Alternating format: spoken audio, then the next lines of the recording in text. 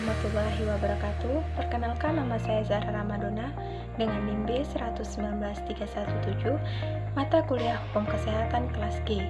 Baiklah, di sini saya akan menjelaskan materi hukum kesehatan mengenai aspek hukum kesehatan reproduksi. Di sini saya akan menjelaskan mengenai apa itu kesehatan reproduksi. Kesehatan reproduksi merupakan keadaan sehat secara fisik, mental, dan sosial secara utuh, tidak semata-mata bebas dari penyakit atau kecacatan yang berkaitan dengan sistem, fungsi, dan proses reproduksi pada laki-laki maupun perempuan. Masalah reproduksi di negara-negara berkembang termasuk Indonesia menjadi masalah kesehatan yang utama. Akibat rendahnya kesehatan reproduksi terutama pada wanita, maka akan berdampak pada tingginya angka kematian bayi dan kematian ibu karena melahirkan. Nah, di sini juga terdapat tentang hak reproduksi. Yang pertama, kehidupan reproduksi dan seksual yang sehat, aman, serta bebas dari paksaan dan atau kekerasan dengan pasangan yang sah. Yang kedua, menentukan kehidupan reproduksinya dan bebas dari diskriminasi, paksaan, dan atau kekerasan. Yang ketiga, menentukan sendiri kapan dan berapa sering ingin bereproduksi sehat. 4. Memperoleh edukasi, informasi, dan konseling. Keluarga berencana adalah upaya mengatur kelahiran anak, jarak dan usia ideal melahirkan, mengatur kehamilan melalui promosi, perlindungan, dan bantuan sesuai dengan hak reproduksi untuk mewujudkan keluarga yang berkualitas. Nah, terdapat tujuan adanya keluarga berencana atau KB. Yang pertama, membentuk keluarga kecil sejahtera sesuai dengan kondisi ekonomi keluarga tersebut.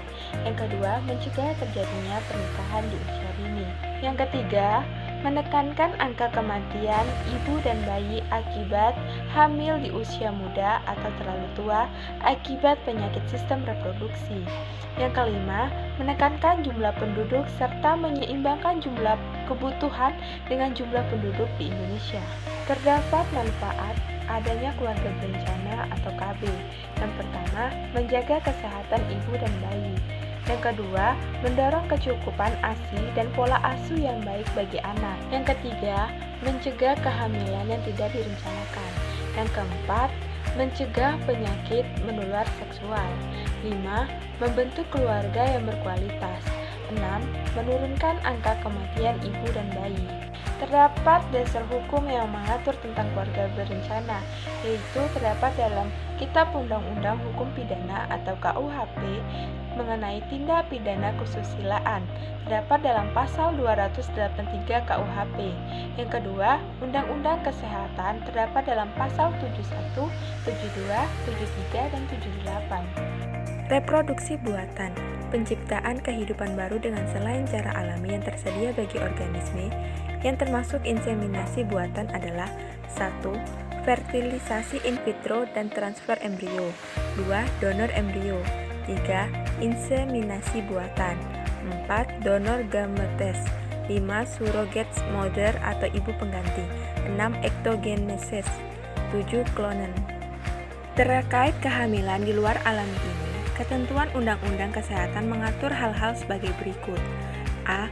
Kehamilan di luar cara alami dapat dilaksanakan sebagai upaya terakhir untuk membantu suami istri dalam mendapatkan keturunan. B. Upaya kehamilan di luar cara alami hanya dapat dilakukan oleh pasangan suami istri yang sah dengan ketentuan 1. Hasil pembuahan sperma dan ovum dari suami istri yang bersangkutan ditanamkan dalam rahim istri dari mana ovum berada.